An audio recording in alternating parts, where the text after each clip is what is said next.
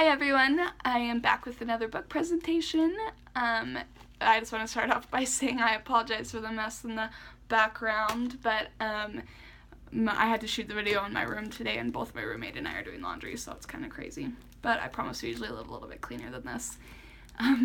But just getting that out of the way. But today I am doing my book presentation on Boy Plus Bot. It's written by Amy Dykman and illustrated by Dan, I have to look at this because I'm going to pronounce it wrong, Dan Yassarino. So yeah, probably butchered that. But I really liked this book. I kind of just picked it up because I went to the library and it was just one of the books that I picked up because I usually try to get out of there pretty quickly because I always feel weird just standing in the children's section surrounded by like a bunch of little kids.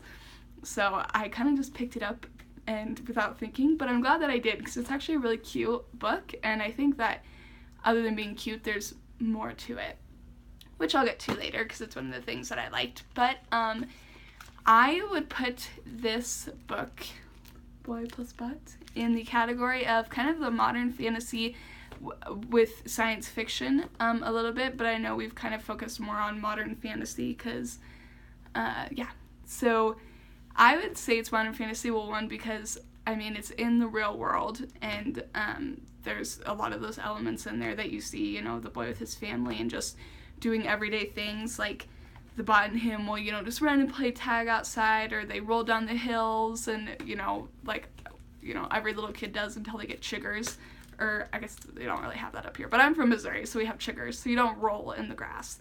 But they do in this book. So just regular things that, kids do. But then there's that aspect of the robot that is this, that is the boy's friend. And it doesn't ever say the name of the boy. Yeah, just double checking. It doesn't ever say the name of the boy. It's just, they're just referred to as boy and bot. But there's the robot in there. So that adds that kind of more science fiction magic version.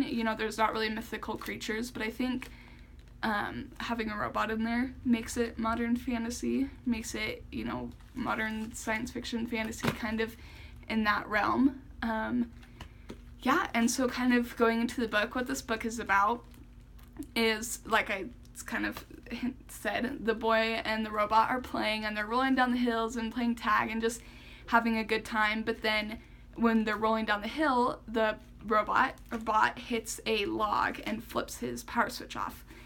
And the little boy thinks, oh no, like, he doesn't think, oh, he's turned off. He has this, little kid knowledge of, oh, he's asleep, or, oh, something's wrong with him, he passed out, just something like that. He doesn't say pass out, but he thinks something's wrong with him, so he does all these things. Let's see, I'll show you guys some pictures. He, at one point, he feeds him applesauce, which kind of gets all over him. He took it home, he read him a story, like I said, fed him applesauce, and it gets all over him, because robots don't eat, but I say that like I have a robot, then I know what it does, but I'm guessing robots don't eat, and tucked the robot in, because he just thought, okay, he's asleep, I've done all these things. Doesn't say that, I'm inferring, but he does all these things and then puts the robot to sleep because there's nothing else he can do for him, and the boy goes to bed himself.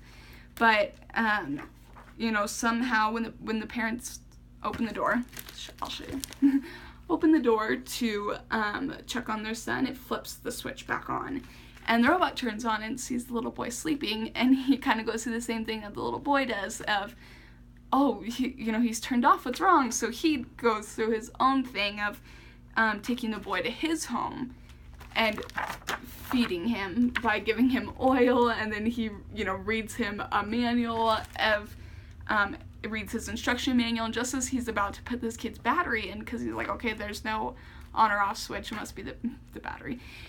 Right when he goes to put the battery in, the inventor of the robot comes in, and he's like, no, this is a boy, it kind of explains it of the boys and robots are different,